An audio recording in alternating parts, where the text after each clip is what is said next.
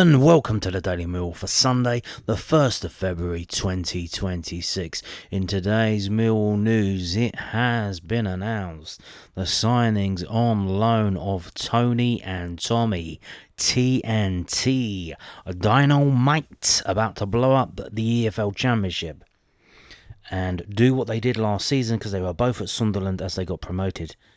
Let's hope they can repeat that with us this year. Both on loan, been announced, done, deal. millwallfc.co.uk, the club's official website. Millwall announced Anthony Patterson loan. Yes, Millwall Football Club is delighted to announce the signing of Anthony Patterson on loan from Sunderland until the end of the 25-26 campaign. The 25-year-old goalkeeper joins the lines for the remainder of the season and bolsters Alex Neil's goalkeeping options. A loan spell at Notts County aside, Patterson's career has been spent at the Stadium Light. First appearing for the Black Cats in the Football League Trophy in 2020 before becoming a regular following his arrival back from the River Trent in January 2022. Being between the sticks as Sunderland marched to the League One playoff final, defeating Wycombe Wanderers 2-0 to claim a place in the Championship. And who was the manager? Well, it was Alex Neil. He was manager of Sunderland at that time. A further 50 appearances followed the Mackems' first season back in the second tier, a campaign that ended in playoff semi-final defeat, with Patterson continuing as Sunderland's number one in 23-24, playing 46 times. Last season was another successful campaign for Patterson, as his 45 matches and 14 clean sheets helped Sunderland towards a Championship playoff final victory over Sheffield United at Wembley Stadium. "Oh, I'm delighted to welcome Anthony to the football club," said Steve Gallen, Millwall's director of football. "He has big game experience under his belt, and he was ever present for Sunderland last year. He will now link up with the goalkeeping department and add competition with regards to a starting position. There are a lot of clubs interested in Anthony, so I am very pleased that he selected us." And this signing, of course, was brought to you by Millwall Mobile. And there are some pictures. A full photo gallery is available for use a smart frame. If you click on that link, it takes you to like a depository of photos that Millwall have been uploading. And seemingly when you do that, when you take one of those photos, it tracks it. So it can tell who's using it. It's like a little bit of code on it. So it suggests that you can use it for free, but it lets people know where it came from, and that it came from Millwall. So there you go. So that's one in the bag that was announced. Obviously, told you yesterday that they were doing these deals after the game at the ground. It was all being done because everyone was there anyway. So might as well get it done and dusted. And here we go. Signing number 2 announced today. Tommy Watson on loan. And this is, again, official. It's millwallfc.co.uk, the club's official website. Millwall Football Club is delighted to announce the signing of Tommy Watson on loan from Brighton and Hove Albion until the end of the 25-26 season. The 19-year-old attacker joins up with the Lions for the remainder of the campaign and becomes the second signing of the January transfer window. Yeah, he was actually announced first, actually. So Patterson's the third, Tommy's the second. And obviously Barry Bannon was the first.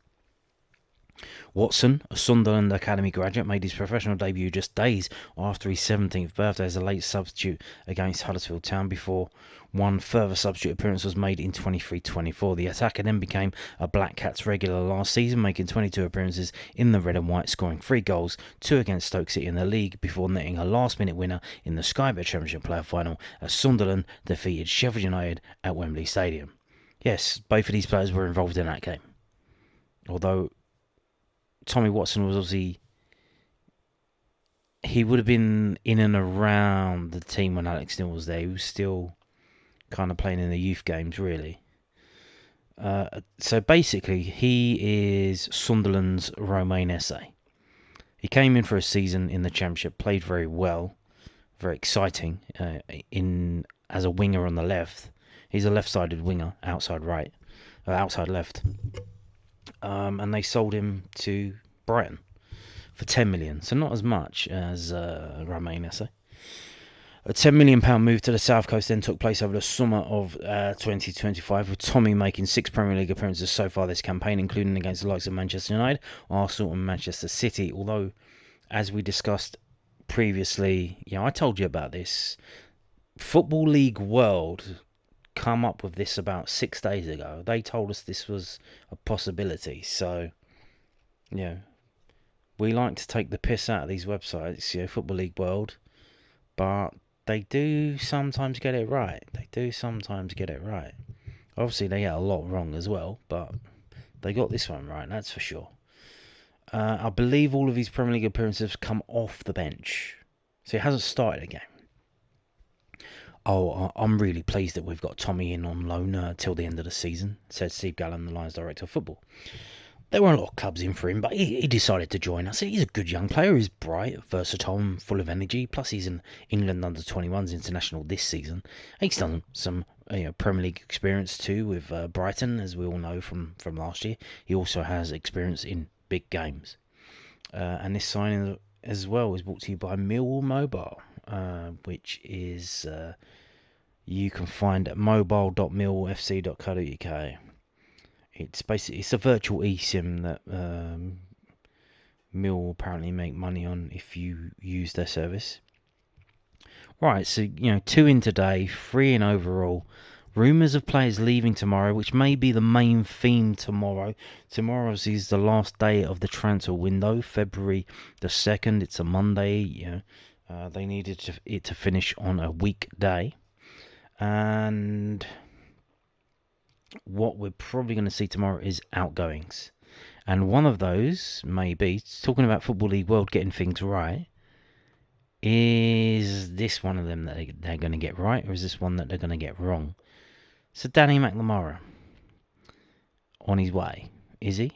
So Watford FC plotting surprise late swoop for long-serving Millwall player.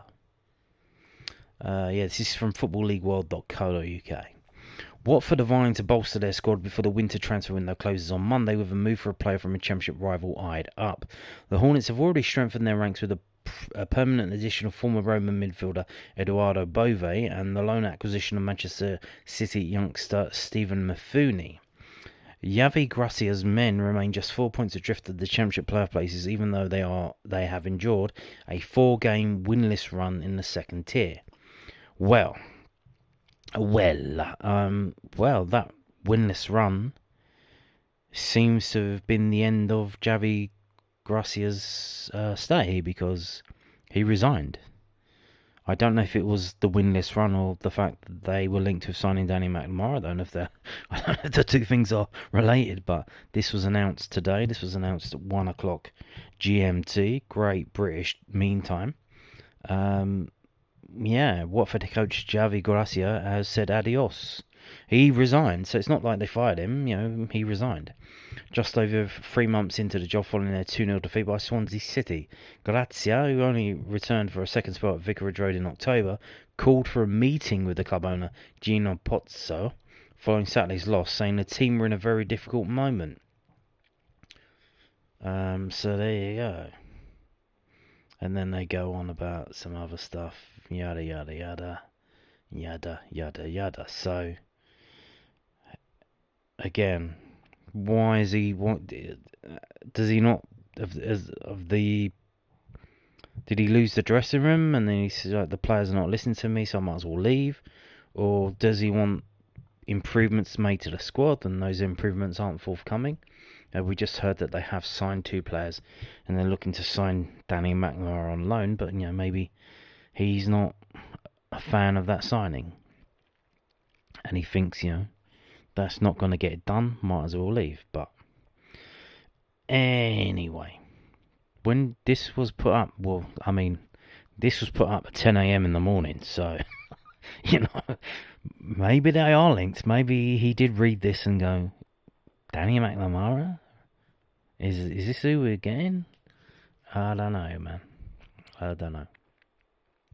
Crucially, Watford have a game in hand on 6th place with Wrexham, which could play a key role in the battle for a spot in next season's Premier League, and more new additions are being eyed before the deadline. Unlike the Hornets, Mill have been in good form, yada yada yada. Meanwhile, as reported by Alan Nixon via Patreon, so this isn't them coming up with it. They just found it. Alan Nixon put it out on his Patreon, and they've copied it. Watford are interested in Lions fullback Danny McNamara and will be willing to take the 27-year-old services on loan. Nixon's report adds that Millwall may let the defender leave if the right cover approaches him, having seen his game time limit at right back due to Tristan Cranmer's presence in that position. Former Republic of Ireland Youth International McNamara, who can operate either side of the back four, has made 8 Championship appearances this season, most recently featuring a 0-0 draw with Southampton on New Year's Day. He signed a new length of contract in the summer. Well, I think that would have been a year. After he was blighted by knee injury, but McNamara could move now before Monday's 7 p.m. deadline. And then they say, well,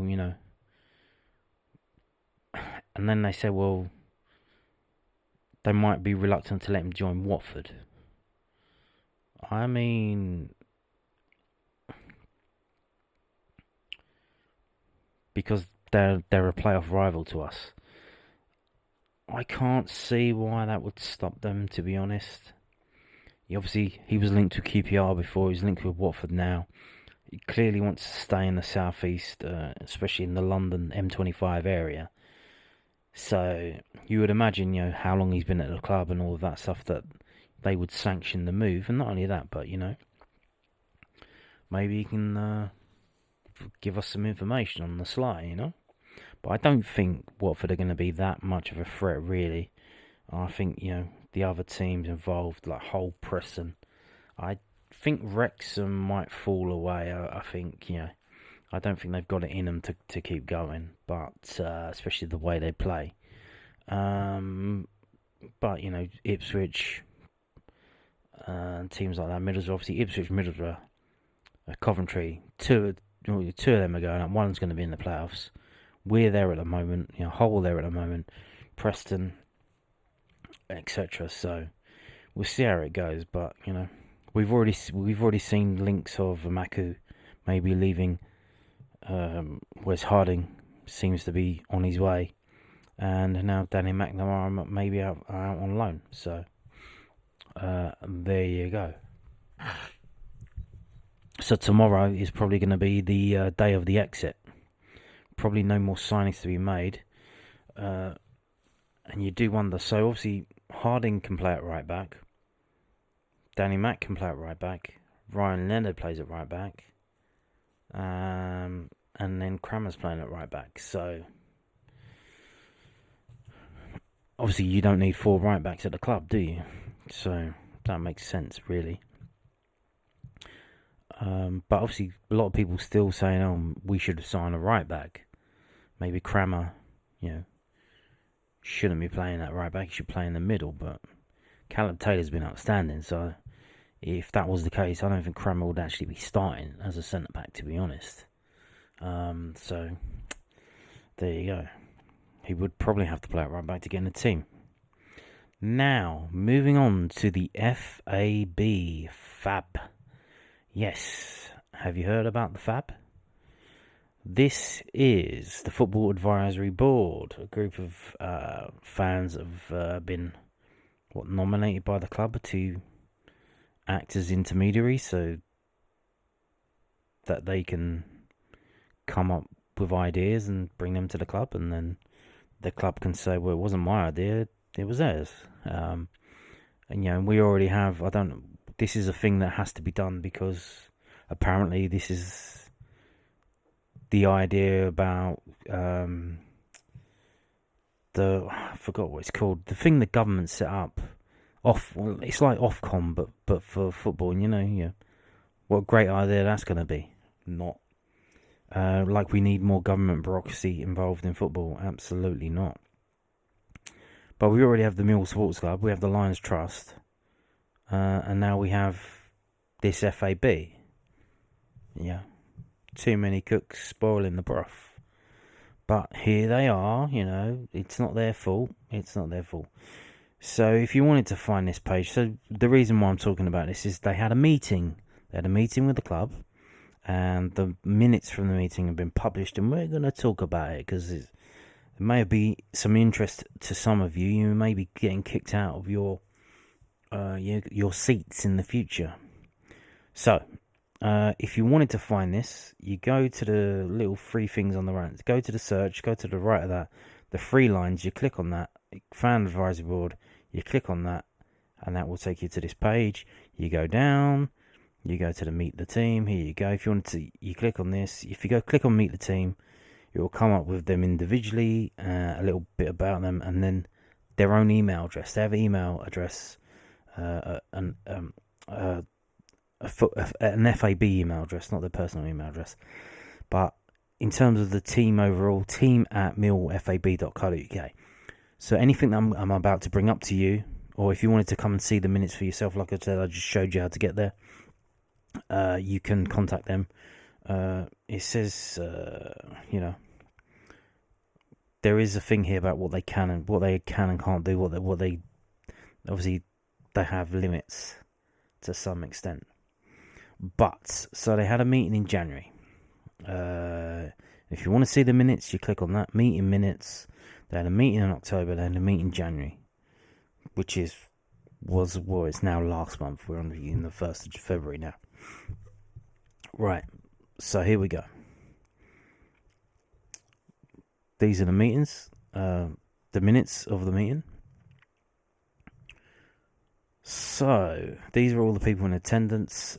We've got 4 people by video link. So that would have been fun. Matters arising from the last meeting. It's a fans forum. A forum would be an opportunity for FAB members to introduce themselves. Action MM and AR to review potential dates to host the next forum. Again, you've got the people here. So they're coming into video link. Why don't you have a digital fans forum? Why don't you have a Zoom meeting or whatever? And you can do it on. You can do it on X, but I think X is not really the place to be kind of doing this thing. Hey, why can't you do like a public meeting, but it's on the internet, so people can zoom in and they can listen if they want to ask to talk. They can ask to talk and that kind of thing. Why not do it like that? Obviously, there's some challenges in that. I don't know what the limit is on the Zoom meeting, but that would probably be better attended than a physical meeting that's held at the Den, unless it's being held after a game or before a game. So, fan engagement plan. The preparation of the next plan will be on the agenda of the club's head of department meeting on the 10th of February. The FAB asked that the plan should include a review of MCT's community activities, which was agreed. Action MM to consult FAB on early ideas for the scope and content of the plan after the 10th of Feb. So who is MM? Max McClellan. So the names are all up here. So the people on the left are the people that work for Millwall. The people on the right are the FAB members who weren't voted in. They were just selected by the club themselves. Just letting you know that. Business and financial update. Mark Fairbrother gave a briefing on the latest accounts which have been submitted to the EFL and which will go to Companies House on public record in February. So that will be a video that I'll make in the future. Losses had been greatly reduced. So the losses are normally around £12 million a year. 12 to 18 million pounds. Annual revenue was strong. Profits on player sales had enabled significant investment in new players and in capex on the training ground, floodlights, etc. Staff costs were up as a result of national budget changes. Yes, the failing Labour government. Although staff costs are also up because you're hiring more people. Every now and then I bring you the job adverts that they post, and they have like a media guy, and then a deputy media guy, and then they're advertised for an assistant media guy, and that's to report to the deputy. So because they're doing more, obviously they need to hire more people. And the stuff that they are putting out, media stuff and other stuff, it is good stuff. So fair play to them for that. Mark February outlined the key performance indicator system the club was using to monitor performance against targets, points in the league table, revenue, IBTA, earnings before interest, tax, and whatever that means, social media impressions. So basically, they've got a thing that they do. What do? We play football, Okay, what's a key performance indicator? Winning games, getting points. Okay, how are we doing? We're doing good. Very good. Okay, tick, green box, gold star. Let's stick a gold star on the chart and hang it on the wall. And they seem to be doing that for other stuff as well. But here's the thing, when the club's playing well, all the other stuff's gonna go well as well. You know, I don't know about you, but when we're winning, you want to find out more information. Like this, you know, we've just signed 2 players. Everyone's excited. Everyone's like G'd up about that. And the views on my channel, if the club looks at them, they'll see, hey, shit. The views on this channel, they go up in January and they go up in July. Why is that? Because people are interested about the players that we want to sign. They're not that interested in the games because they've been to the games themselves and they've seen it for themselves. They don't need me to tell them what went on because they saw it with their own eyes, whether that's in person or on, the computer, on the television. So, the drama and the intrigue around the signing of players is very much a key interest that a lot of fans are very, very interested in finding out about. But obviously you can't keep signing players all the time. Obviously we signed the 2 players today are on loan, so you can sign loan players, but that's very expensive, especially when you're signing them and they're not going to be around. If we have no chance of signing them, maybe we might sign Patterson. Maybe we go up, we sign Patterson, he plays in the Premier League and he proves Sunderland wrong. He gets a chance to do that. But the other guy is £10 million. He's very young.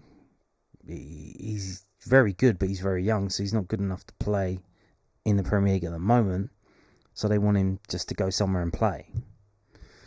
The new safe standing was now licensed, and this had increased the capacity by 200 seats.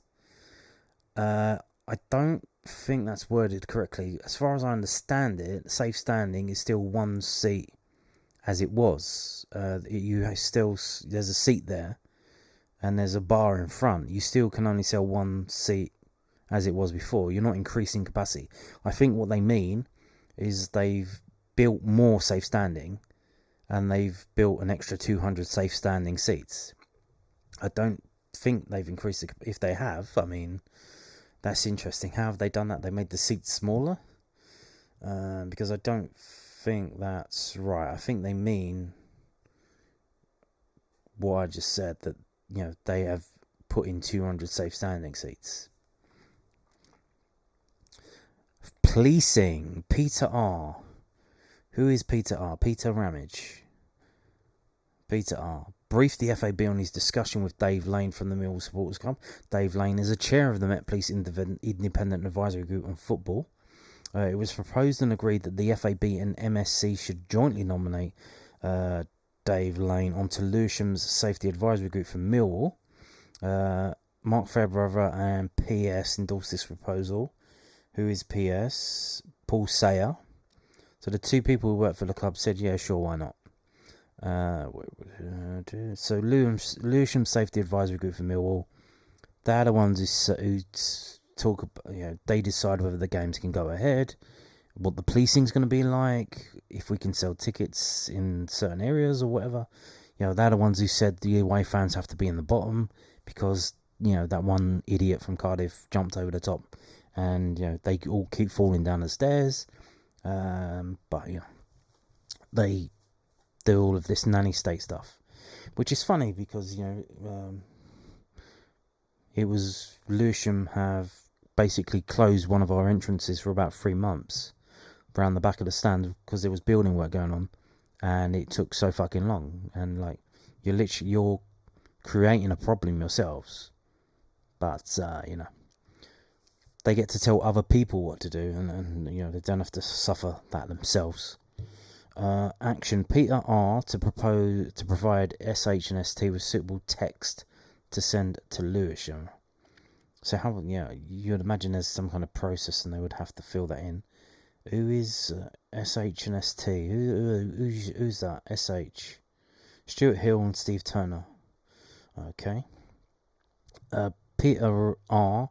outlined the FAB's concerns about policing style at South Bermondsey Station, in particular the poor communications that were leading to unnecessary incidents when fans became angry at unexplained delays.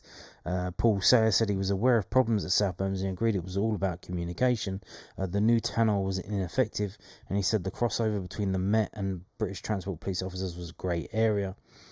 Peter R. to feed the FAB's concerns through to Dave Lane, who will then take down with the safety advisory group.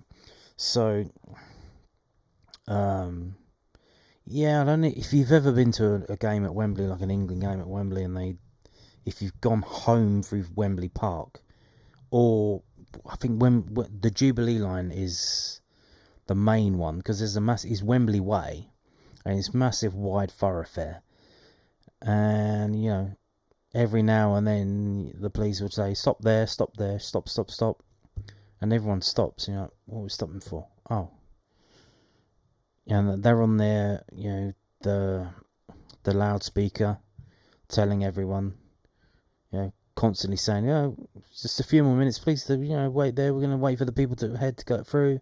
Once the station is cleared, you'll be allowed to move forward. They're constantly telling their people just crack on.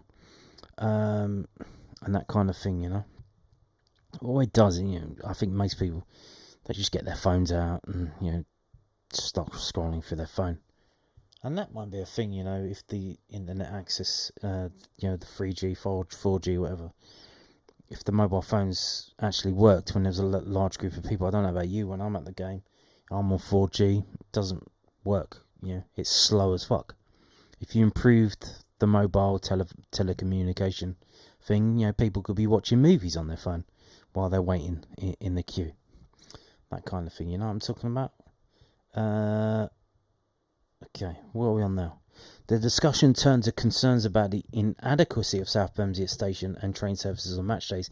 Mark Fairbrother said Southern and South Eastern train companies were on the safety advisory group, but there was no prospect of them putting on extra services on match days.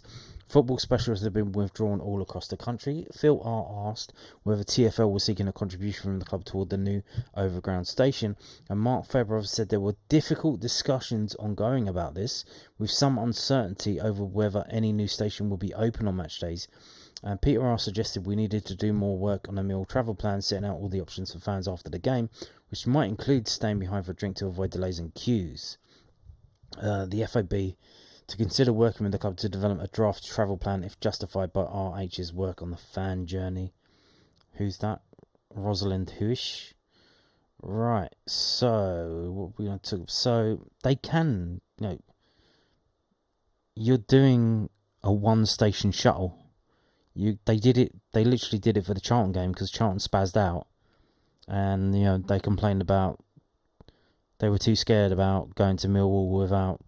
They wanted to be separated. Now, obviously, they could do that because the trains to Beckenham Junction weren't working, so they did it in the space there. But other than that, yeah, I'm not sure how they... I think they probably could do it. In terms of what... I don't know if this would make sense, but what they could do... So the Beckenham Junction train, which I think is not as well used as the East Croydon train that goes through South Bermondsey. On match days, what they could do is they could have that train stopping at South Bermondsey, and then they could have a shuttle that goes from London Bridge to South Bermondsey and back up again. So what you'll have is the fans coming from London Bridge, going to South Bermondsey, getting off. There's an empty train there. And then the people that were kicked off, just the regular normal people that weren't going to the game, they were kicked off at the train at South Bermondsey, coming up through Beckenham Junction, etc., all the way, I don't know, was it Gypsy Hill, Crystal Palace, etc., Peckham Way, etc. They'll then get on the empty train and take that shuttle back up to London Bridge. So they have to change, which is probably not ideal for them, but it's a Saturday, like today, at the weekends, if you ever use the trains, they're fucked anyway. They're completely fucked. There's always something wrong every weekend with any train where you're trying to use it. If it's a normal train that you use on your normal commute, you go and look at using it at the weekend, and it's either not running, it's a replacement bus, it's going to a different destination. Yeah, it's always fucked up at the weekends. So maybe they could do something like that. But again, what would that do? I don't think that would just make it easier probably to get from London Bridge to South Bermondsey, because I would imagine that it would be empty, because the normal people, the normies who aren't going to the game, they would get on the East Croydon train that would go straight through, rather than getting into London Bridge and getting on the train that just says destination South Bermondsey. Like, that would they wouldn't use that. They would go, what the fuck, I don't want to go there. And they wouldn't have the sense to say, okay, I'll change there, and then I'll get on the Beckenham Junction train that starts at South Bermondsey and goes down. So maybe they could do something like that on match days, but obviously that would have to come into the timetables, but the new timetables come out in May. The fixtures don't come out until June. So do they just do that automatically every Saturday? That they don't want to do that. They can't do that. So again, it is a problem. But again, with the thing about this new station not being open on match days, it's not going to be that big. And the overground, it's coming up on the one that's going to be stopping there is the one that comes up through, it goes from Surrey Quays to Queens Road, Peckham Rye to Clapham Junction. And that train's always kind of rammed most times. So you add another station on there with more people, but I don't know, like, this, why would it not be open on match days? That's kind of weird. Like, it seems to be like, because it's a new thing, we can't have it, it has to be super safe. At the moment, they probably couldn't build South Bermondsey the way it is at the moment. It would get denied. It's not, there's no disabled access. You've got shitty stairs. You need a lift. You need this. You need that. But because it's already there, they go, okay, fair enough. Let's use it. It's grandfathered in, as they say. But the new station, so they go, oh well, you can build it. It has to be like this. It has to be like this. This and that. Lifts here, lifts there, and all of that. And then what that means is, you can't have it open on match days because health and safety. It's like, well, what about the health and safety at fucking South Bermondsey? Oh, well, that already exists. Okay, so what difference does that make? But again, and talk about if they're asking for any money from the club, Section 106 money from the building work that Millwall are going to be doing to the ground to pay for this. Well, if it's not open on match days, you go fuck yourself. Like, unless they're trying to finesse the club out of money. Say, well, we'll open it on match days, but you need to pay us. So, you wouldn't put it past them, to be honest. Number 4. It's a family excellent report. You may have seen these. You have bronze, silver, and gold, and it's EFL from the EFL.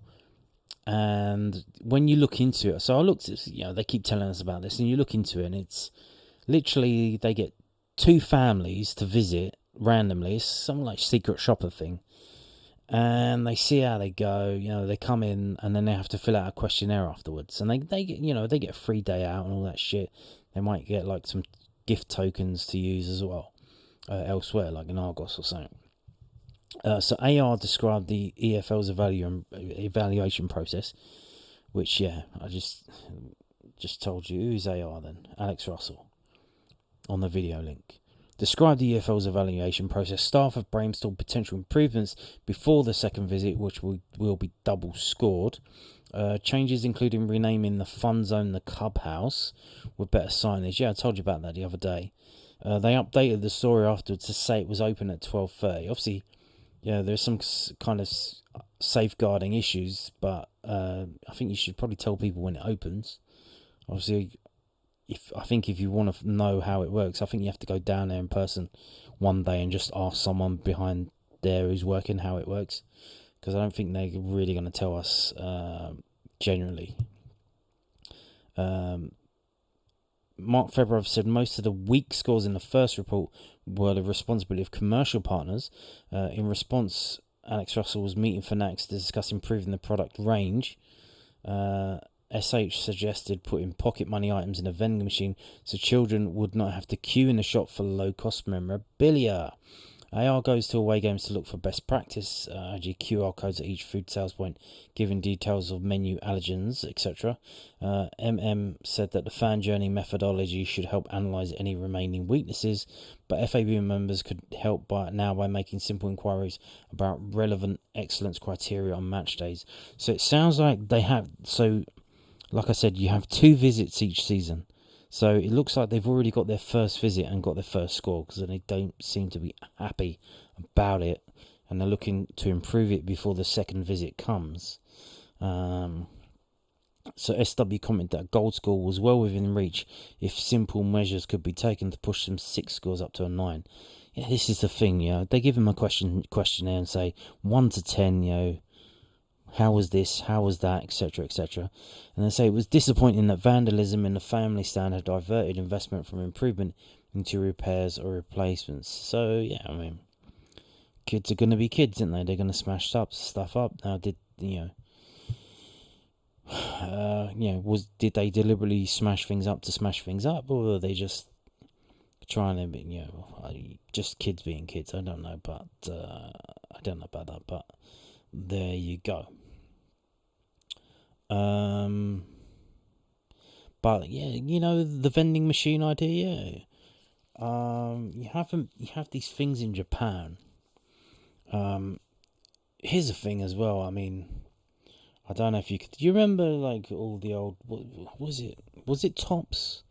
You had these little figurines, kind of like bobblehead figurines, but they didn't move the heads. They were like figurines, and they were in like the late 90s. I had them, and a lot of the England players, they were kind of like Pop Funko figures, but smaller. Very cheap as well. I had a few of them.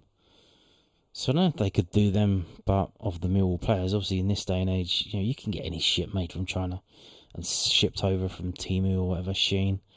So you could get figures of the Millwall squad made, put them in.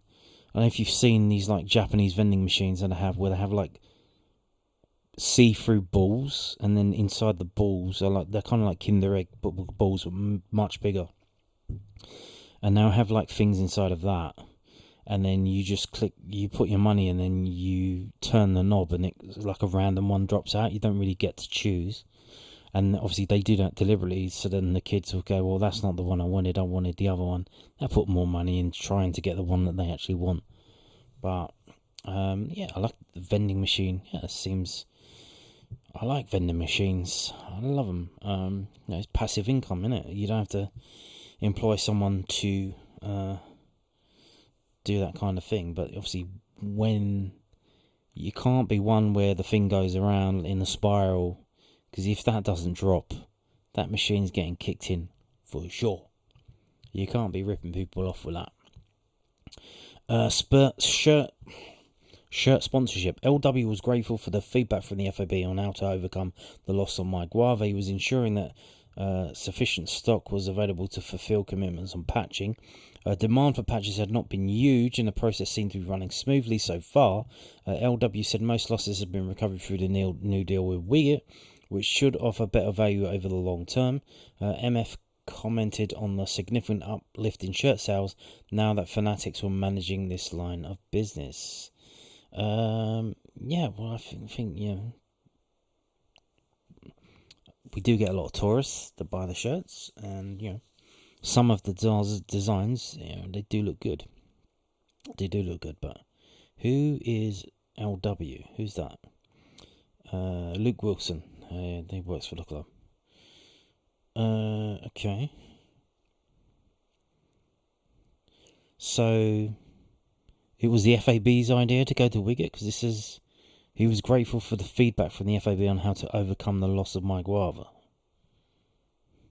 Mark Fairbrother welcomed Phil R's offers of assistance, given Phil's role means he is able to provide enhanced due diligence around future potential sponsors based on access to a wider range of information sources that could be accessed via typical commercial means, including credit reference agencies currently utilised by the club. LW to contact Phil R next time due diligence is required on a potential sponsor to see if he could enhance the thorough processes already undertaken. Here's the thing. I've said this before. I don't think you can blame the club for the Mike Guava thing. You know, they were sponsoring Crystal Palace. They were sponsoring QPR. You know, they were getting awards from the City of London Corporation. You know, the thing is though, it's all, and this is the thing with digital tickets and why you've got to be careful. They're all like, it's the new thing. It's financial. It's online payment stuff, it's financial stuff, crypto, this, that, you got to be, it's brand new. It's brand new, yeah, but you need to be careful with new stuff. Don't just go running full, headlong into it. You need to be careful, because, what happened to all the people that were buying up Betamax, They got their fingers burned, because it wasn't Betamax, it was VHS. It ended up being VHS, and all the Betamaxes are fucking junk. It's probably sitting under the ground in landfill at the moment. So you need to be careful. Don't say, this is a new thing that people are doing. It's like, well, okay, but I would still like to pay cash. I would still like a paper ticket in my hand. I don't want a digital ticket. I don't want this. I don't want that. The old ways work because they're valuable. People find value in using them, so they stick around. If they didn't, they wouldn't be used. But to be honest as well, when my Guava come up, I brought it up on the video at the time. Trustpilot. You literally go to your search engine, whether it's Google, whether it's Bing, whether it's, whatever, and you go trustpilot.com. Type in my Guava, and you can tell it's a fucking. There was something dodgy about it, because it was either 5-star reviews or 1-star reviews, and then you read the 5-star reviews and it's like some fucking robot's written it, and then you read the 1-star reviews and it's like the saddest things you've ever seen about someone having their money stolen. So, okay, yeah, I wonder what's going on here then. So you don't You're talking about trying to use credit reference agencies. Use your fucking sense. Use the fucking internet. Ask fucking Grok. Use trustpilot.co.uk. It's not fucking rocket science, mate. Fan survey, midweek games. SH, who? Exactly. Said he hoped that FAB's feedback was seen as constructive. The FAB wants to help on this, but it's not sure how to best do that until members have sight of the data the club holds. LW outlined the work done, that's Luke Wilson, work done with 2 circles to analyse quantitative data. The draft survey was an attempt to complement this with qualitative data. Who is SH then? Stuart Hill, FAB chair. Stuart Hill said it would be useful for the FAB to see the main data points and trends that the club have identified. This would help the FAB advise on overcoming the barriers that seem to be preventing some season ticket holders and others from attending midweek games. PRR asked for basic data on tickets sold and real attendances at midweek games. For example, from the match debriefs from recent midweek games. Action, LW to share at least 5 of the top-line data trends with the FAB and a consolidated list of ideas already considered by the club for the FAB to feedback on. Yeah, here's the thing, if you didn't know. So here's the thing, if season ticket holders buy a season ticket and they don't want to turn up, that's up to them. They bought the season ticket, and the club doesn't have a facility for reselling that season ticket. Sell it back to the club so the club can sell it back on to someone else, because that facility doesn't exist. Then if people don't want to turn up for a seat that they've already paid for, that's up to them. But obviously, if you didn't know, all season tickets are included in the attendance whether they turn up or not. So when you look at the attendance and it says however many it is, and you're sitting in there and you're looking around, and you're like, man, no way is it this attendance. This isn't the attendance. Like, there's probably 2,000 or 3,000 people missing, and that season ticket holders don't come. The meeting discussed options around kickoff times. Earlier would make homeward journeys easier, and use of child season tickets by adults. And this was a thing mentioned before. Yeah, if you've got a kid season ticket, mummy won't let them come to the game during the midweek games because they don't get home till daddy doesn't bring them home till 11 o'clock, 12 o'clock. And then you don't get up for school, so you're not allowed to go to the game. So then the kids don't come, so there's a children's season ticket empty. And they say, well, how about if an adult pays a fee and then they can use it? By adults, if they could not attend late midweek games. Mark Fairbrother and Luke Wilson commented that Sky and the police dominate decisions about match timing. Yes. And there was also there was a risk of unintended consequences by making children's season ticket holders available to adults, but the club was willing to experiment on this type of innovation. So Mark Fairbrother to consult the FAB as and when any experiment of this kind is proposed. Here's an idea. How about you sell 2 types of season tickets for children? One that is Saturday kickoff, but then, the games get moved. The games get moved, don't they? So let's say one that's, I don't know. But they do give you a lot of notice. But again, like one where it's a Saturday, you're buying the Saturday games, the weekend game, if it's Saturday or Sunday. If it's midweek, it doesn't count. So you don't have to pay. But then, you know what I mean? But then, that goes back to the thing where you would buy what they call a carnet. So you bought like a season ticket for like the next 10 home games in the future. But yeah, I don't know. I don't know what can you do, because if you do the thing where you can get a kid season ticket, but it's only for Saturday games. But then, if the game gets moved, how do you work that? How do you compensate that? If it excludes midweek games, because there are some midweek games. Obviously, they decided when the fixtures come out. But obviously the fixtures come out after the season tickets have gone on sale. So maybe you tell people that you're going to be doing it, but they're not going to be on sale until the fixtures come out. But then obviously we get Saturday. Most of the games that Sky move, they get moved to 12:30 on a Saturday, and a lot of people they get pissed off by that because their kids are at soccer training or whatever, and they can't make the game, so they've had to stop going.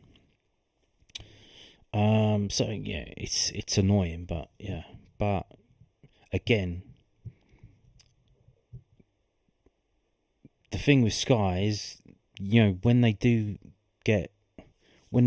pick games Monday, Friday, and the midweek games are on the main television channel, they do 8 o'clock kickoffs. Why did they do 8 o'clock kickoffs? Because they're trying to avoid the soaps. Because the soaps, I presume, are the only things that are still getting views on television. Not as many as they used to get, but they probably are the most watched things. So they don't want to clash with the soaps, so they start kicking off at 8 p.m. So they won't want to go earlier unless you go super early and you go before the soaps, where you go like 6 o'clock, that's kind of a bit ridiculous, really. But maybe that you could ask them to try it for a week and see how it works. If the league, obviously, I don't know if next week the league are doing all of the games are kicking off 1 minute later than normal, so instead of 3 o'clock kickoff, it's 3:01. So if you ask the league and say, hey, for this one midweek fixtures, can we have 6:30 kickoff? Can we have 6 o'clock kickoff? Whether you say that's for this charitable reason or just to try it out, it's a trial, and you do for everyone. Maybe some clubs don't want to do that. Maybe their attendances are fine. But I don't know. SW. Who's that again? Who's SW? That is Stuart Ward. Right, where's that? That's here. Stuart Ward made the point that the club's real competitor midweek is the comfort of watching a game at home, with no late night travel required. Motivating more fans to attend midweek would require a big effort to overcome the attraction of the domestic sofa. Indeed. Well, I missed one. Stuart Ward had done an analysis of the distribution of midweek fixtures across the Championship clubs and found that Millwall would significantly more than other clubs. Could the club exert some influence to get a fairer distribution? MF said again that Sky and the police were prime movers in decisions about which matches were on weekdays. LW commented that Sky will focus on promotion relegation battles, so with the club in the playoff spots, the pressure for televised Mill games will only increase. Indeed. And we're getting to the point where they're going to tell us week by week, but a month in advance. So do be aware of that. That at the moment, I think it's only up to the start of March that the games are fixed. After that, we're going to be going week by week, but 4 weeks ahead. Again, we had more than... Well, that's not really true. I think, again, the wording here. A midweek fixture is a fixture is on Tuesday, Wednesday or Thursday.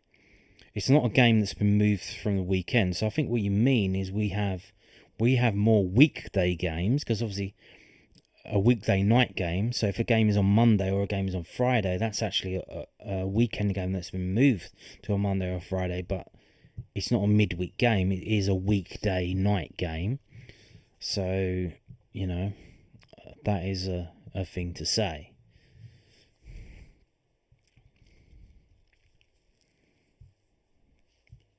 Moving on. How much more of this have we got? There's 12 things to talk about. We're on number 7. Relax. MF talked through the club's preliminary thoughts on season tickets for next season. The formal process of review is now embedded in the club's planning timetable and would start next Monday. That's tomorrow. What a weird day to do it. That's the date of the transfer window closing. Why are you doing it then? The club would consider season ticket buyback resale as an option for some games.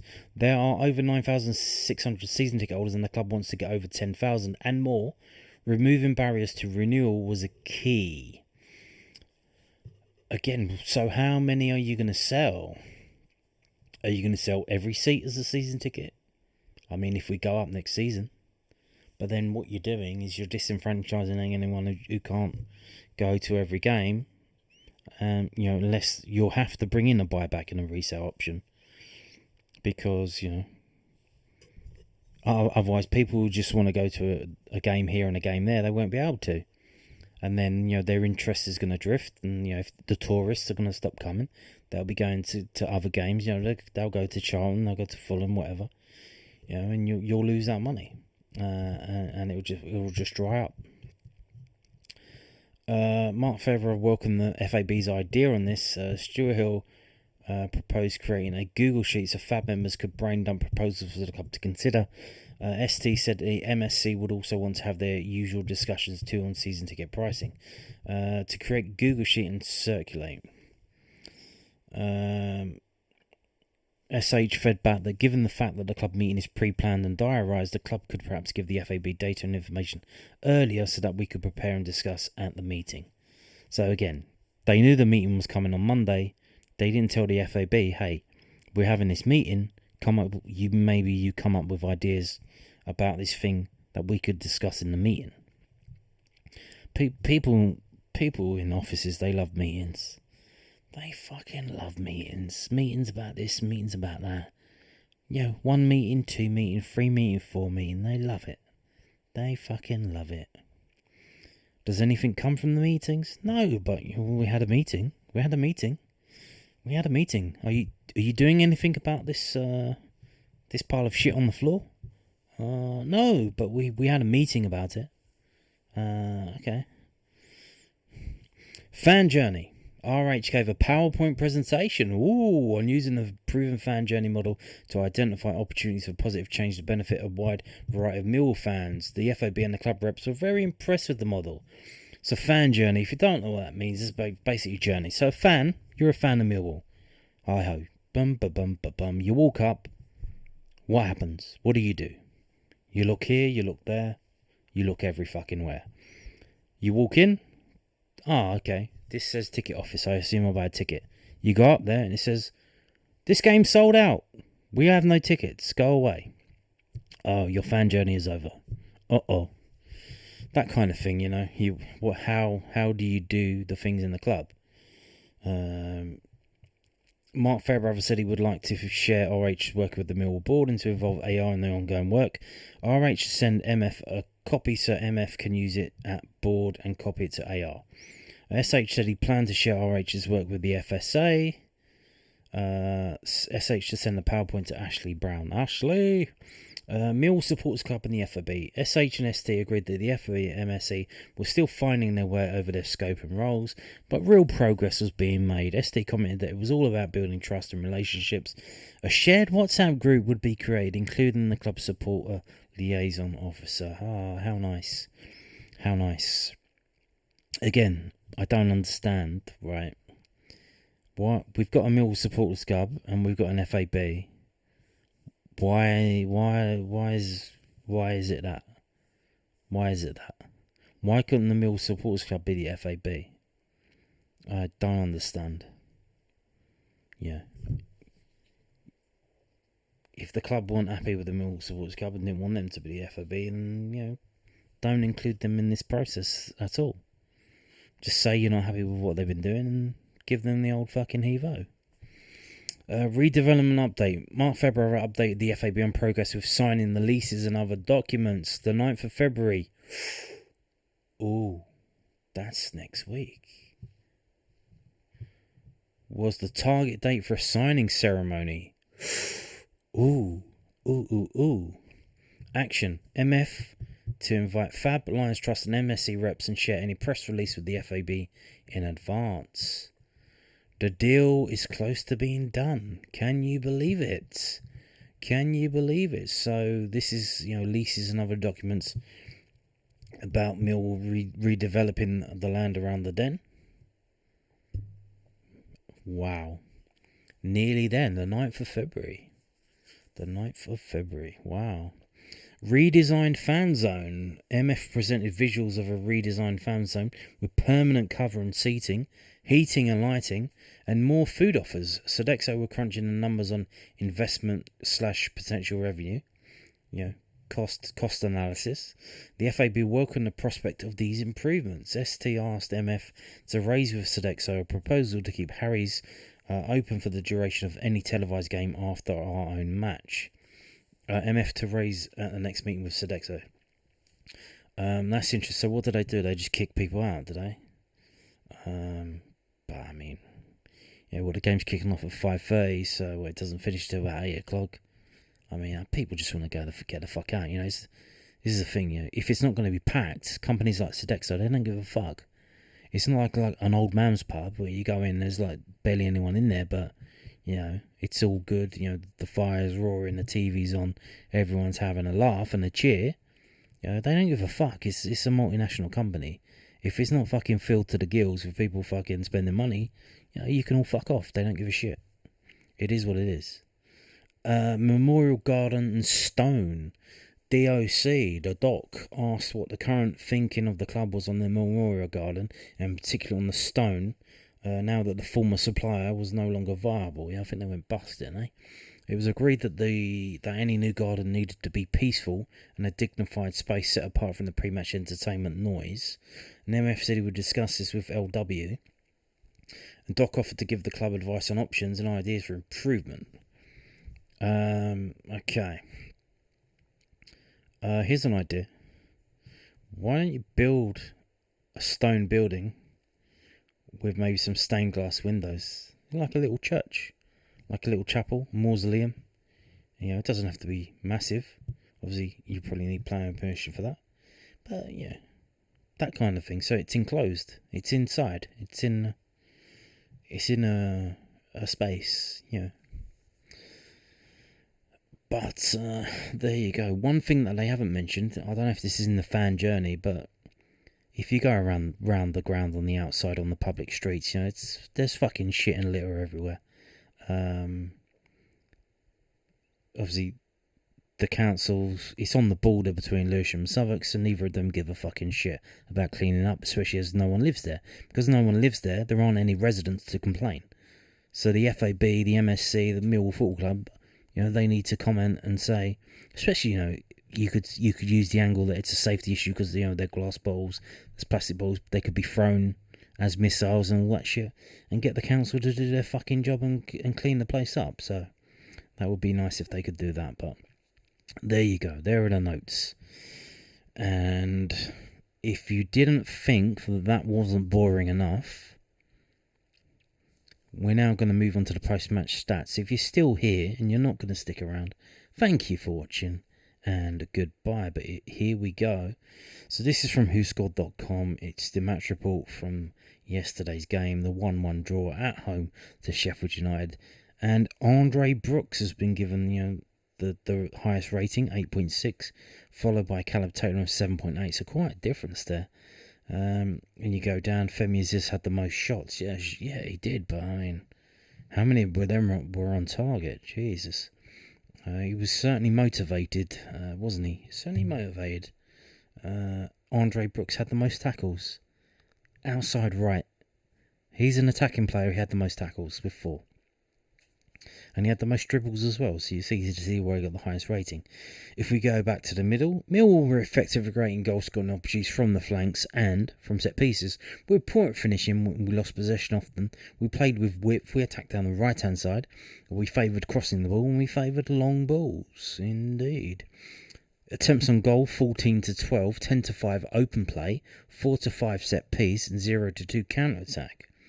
So our 1 goal from our 14 shots is a 7% conversion rate, and their 1 from 12 is 8% conversion rate. So, you wouldn't, by looking at this, you'd say, well, a 1-1 was a fair result, really. Pretty even game. Here we go. They were going down the right-hand side, and we were going down our right-hand side. Shot directions, shot zones. So 64% of ours were inside the 18-yard box. But 25% of theirs was in the 6-yard box. Yeah, how did that guy miss that header? I don't know.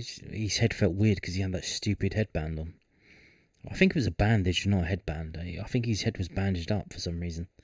These are the action zones. Obviously, most of the game in the middle of the park and evenly spread between the two home and away thirds. Player position. There you go, 4-3-2-1. Pretty standard for Sheffield Wednesday. Ours is a bit of a mix, more like 4-3-3. But yeah. 11. Who's 11? Femi Aziz. 9 is Ivanovic and 17 is Langstaff. So basically a 4-3-3 with 8 is Billy Mitchell, 24 is the Nor. Who's the one hiding? That would be Negley then, hiding under 14. 14 is Doughty. So yeah, there you go. 15? Kroken's number isn't 15, is it? I'm pretty sure his number's 13, so I think they got that wrong. Pretty sure it's not 15, unless he changed his number. Did he change his number? I don't know. I didn't notice. Now. Hang on. Let me check this out. What? Sorry. 1 minute. Did he change his number? What number is he? Oh, I thought they used to have the numbers on here. He's number 15. Who's... No, Bender was 13, wasn't he? I'm getting confused. So he's number 15. He's always been number 15. Okay. Fair enough. So, moving on to this. The match centre. Obviously, they scored. We scored straight away. And then they made the first change at half time. They made more changes. And then we responded. with the typical 60-minute change, although that was due to an injury. Changes on the 70th minute, Barry Bannon coming on. And that did kind of change the game, didn't it?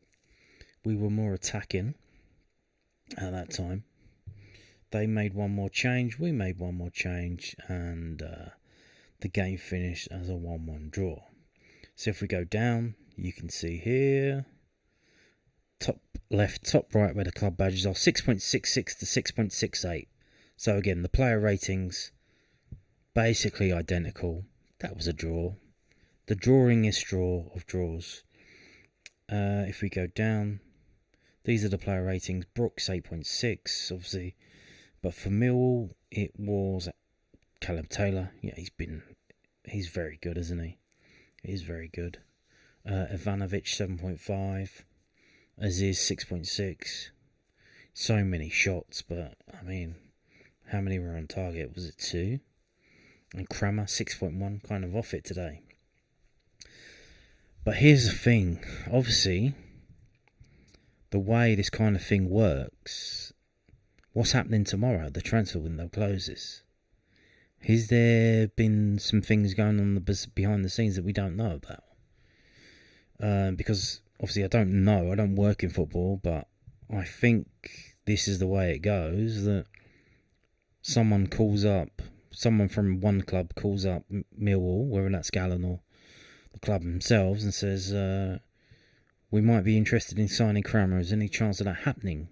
So that's called an inquiry. So they give an inquiry, and then the club can say, well, at this moment, no, not really. Or they can say, we're absolutely not going to let him go in this window, and maybe in the summer, but that's something we'll have to discuss further at the time. We're concentrating on the league, etc., etc. Come back in the summer, and we might be able to discuss something. That kind of thing. Or they say absolutely not, or they'll say, costs a lot of money to run a football club, so if you make us an offer we can't refuse,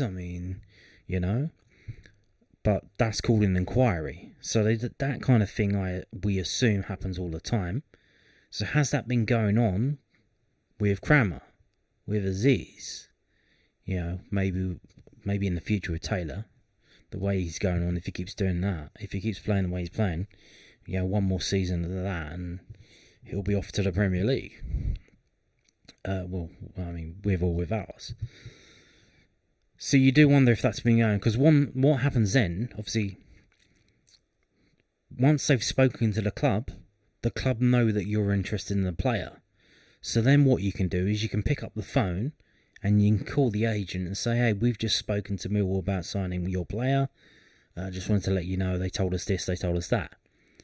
Because that's not tapping up. Because the club already know, because you've spoken to them and inquired about the player. So then obviously the agent knows, so then maybe the agent either does or doesn't pass it on to the player. So then the player will know, hey, there's things going on behind the scenes, I might be leaving. So I don't know if that's the situation at the moment. Obviously, if the only time you can leave is when the transfer window is open, obviously whether you want to leave or not, maybe you don't want to leave. But then if a deal gets made public and then they accept an offer and you have to go and deal with that thing, and then you say, well, I don't want to leave. You start speaking to the other club and say, well, I don't really want to go at the moment.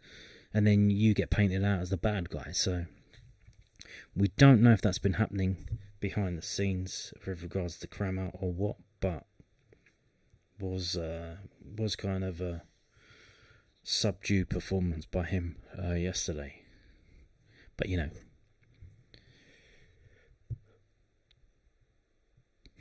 you do have to wonder as well, though, if they know that who your better players are, because they've seen it, they've got the video footage, they could probably work against that. So maybe it's that as well, I don't know.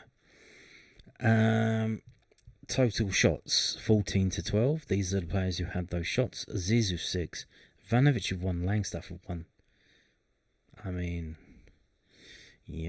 Aziz taking it all upon himself to try and win that game, which is very noble, but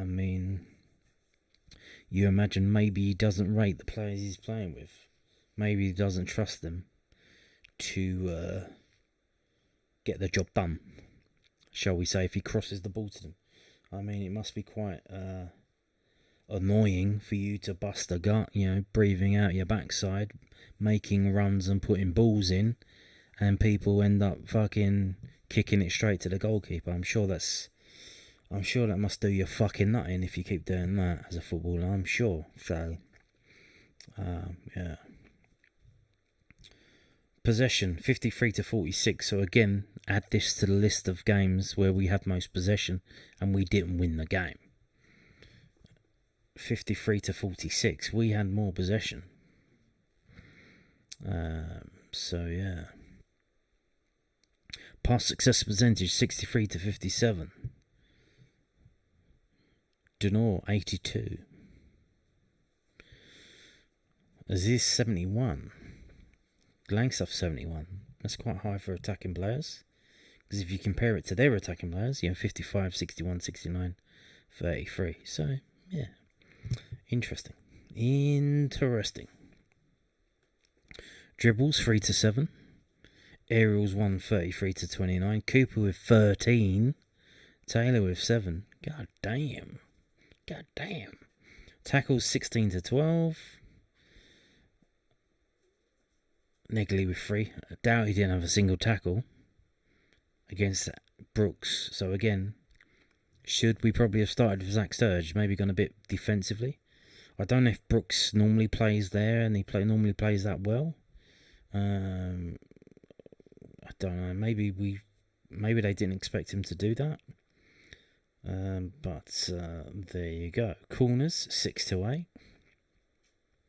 These are the players who won the corners. So everybody getting involved there. Dispossessed 6-6, having the ball taken off of you.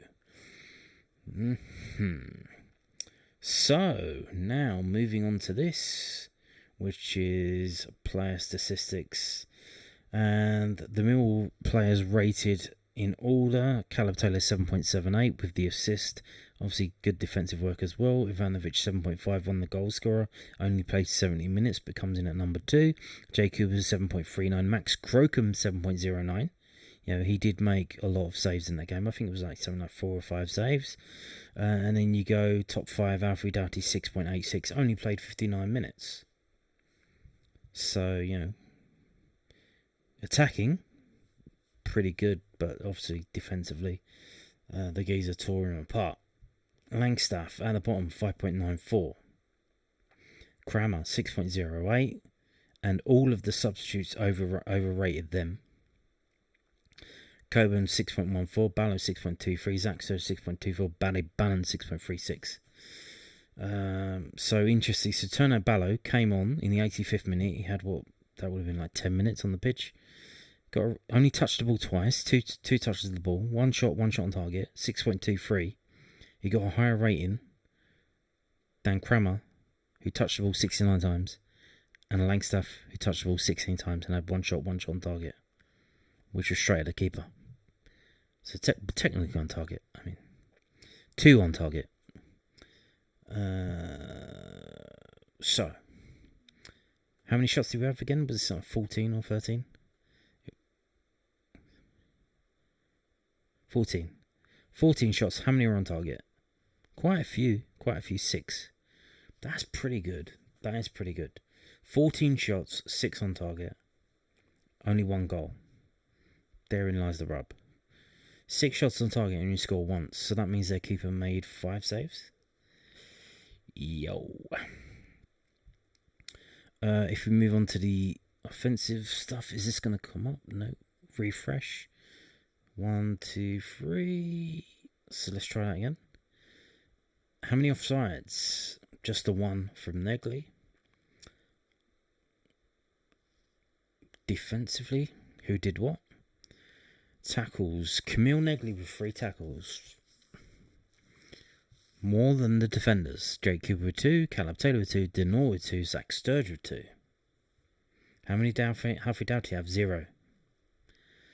So again, you do wonder if we would have started with Sturge, would he have been better matched up to that Brooks? But then obviously Alfred Doughty whipped in the cross that led to the goal. So it's comme ci, comme ça, swings and roundabouts. Do you score if Alfred Doughty's not on the pitch? Do you concede if he is? I don't know. Obviously, he's not really a left. He's not a left fullback. He's more of a left wing back. But we don't play like that. We don't play like that. Okay, moving on. Interceptions. Calabatola 3, Camille Negley with 2, Casper De Noor with 2. Clearances. Calabatola with 7, Cooper with 5, De Noor with 3, Billy Mitchell with 3, Negley with 2, Ivanovic with 2. Block shots 2, so they blocked the shots of Sheffield United. Barry Bannon with 1, and Billy Mitchell with 1. Moving on to passing. Yeah, it's fine. We'll skip that. And we'll move on to this. This is from FOTMob.com, FOTMOB. Using this instead of FB Ref because FB Ref was handed a cease and desist. And basically, just to bring up the XG, expected goals 1.44 to Millwall, 1.22 to Sheffield United. So it was a 1-1 draw. It was a 1-1 game, and it ended up being a 1-1 game. The result ended up being that. So pretty much what it was. And we did get lucky. They missed 3 big chances. We missed 1. And this is a map of all the shots. The filled-in circles are shots that were on target, and the empty circles are the shots that weren't on target. And obviously the balls are the ones that ended up being goals. And if we click through them, they should come up. So the first one was McCallum, 7 minutes. O'Hare, off target, high and wide to the right, 8 minutes. Langstaff, 0.54 XG, goes down to 0.31 after he kicks it. Left-footed, regular play, attempt saved. Taylor with his right foot from the corner. That was blocked by a defender, you assume. Right-footed break, missed to the left. Doughty on 13 minutes. Other body parts. What was that? His Winkle? Regular play, attempt saved. 0.03, so that's 3% to 9%. Brooks, goal. Bang. Left foot, fast break, goal. Does it tell us how? It doesn't tell us how many yards out he is. But you can see it's still on the edge of the box. So 20 yards out? 19 minutes straight away. The first shot after their goal. 0.47 to 0.82. Set piece goal. Right footed Ivanovic. Bosh. Getting on the header. The head down. He wasn't heading towards. He wasn't trying to score, Taylor. He was literally just nodding it down. So I don't know if that was a pre-worked out play that they had on the training ground. A routine that they've been working on. But lovely stuff there. Then McCallum has a shot on target. Header from a corner. Attempt saved. Aziz, header from a corner. Miss. Aziz, left-footed, regular play. High and wide. And then again, wide. McCallum wide, high and wide. Cannon right-footed from a corner, attempt saved. Cannon again, saved. That was still at the end of the first half. O'Hare with a header. Again, how did he miss? I think this is the one. How did he miss that? How do you miss that? Because you're wearing that stupid bandage on your head. If you didn't see it, so he's basically where the right post is, and he heads it, and it goes wide to the left. Damn. Burrows on target, saved by the keeper, Crocombe. Second half, start of the second half. So first shot of the second half was them on target, and then Aziz, he finally gets one on target, but it gets saved. Taylor, header from the corner, miss, way off to the right. Aziz, high and wide. 56 minutes. O'Hare on target gets saved, and that was a good save because it's 0.35 to 0.64. So Crocombe saves that. Aziz again, that gets blocked. Bannon saved, left-footed from way out there. 77 minutes. O'Hare 85th minute, blocked. Ballo saved, and Billy Mitchell blocked. So there you go. So it seems like from after Bannon came on, they only had one more shot, and we had like 5. So it did swing in our favour. I don't know if that was Bannon coming in, or they were just deciding to shore it up and try and just defend it. But there's a load of stats here. I'm not really gonna go through them all.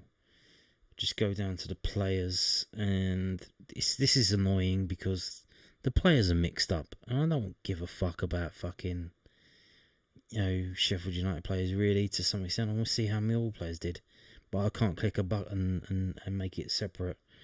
So just want to show the goalkeeping. Obviously, the goalkeeping pretty similar. Each keeper made 5 saves. They each conceded 1 goal. The amount of XG they faced, their keeper faced a little bit more XG. Goals prevented, that's based on 0.64 to 0.49. He did come out and he did come out as a sweeper, and he did come out and get a high ball. The accuracy was actually better for Max Crocombe than it was for their keeper. But 41% and 50%. The duels, the aerial duels. So here we go. Duels won, the duels lost. Look at this. Jake Cooper 17 and 3.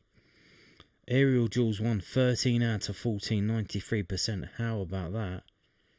But then again, you look at Ivanovic, and this goes back to the keeping about how Max Crocombe's kicking up to Ivanovic, and he's having 12 aerial duels, and he's only won one of them. 1 of 12. That's 8%, which is probably the lowest. I think if we click on this, we can change. Is he at the bottom? Well, you get the 0%, which Langstaff's 0 and 5, Sturge is 0 and 1, but Ivanovic is 1 and 12. You can't be a target man and not be winning your aerial duels, to be honest. Obviously, I don't know what this means in terms of aerial duels. Does that mean you win the ball? Does that mean you flick it onto a Millwall player? I don't know how that works. So this is ground duels. So 4 of 6 are ground duels. But so after Cooper it's Calabtola 7 and 10, and then you have to go down to Negley's. Negley's 2 and 2. Doughty's 2 and 2. Coburn's 2 and 2. Crammer's 2 and 3. So but you can't be a target man, and you especially in this day and age, most teams play 1 up front. It's not really good enough, is it? But on that note, that's it. Thank you for watching, and goodbye.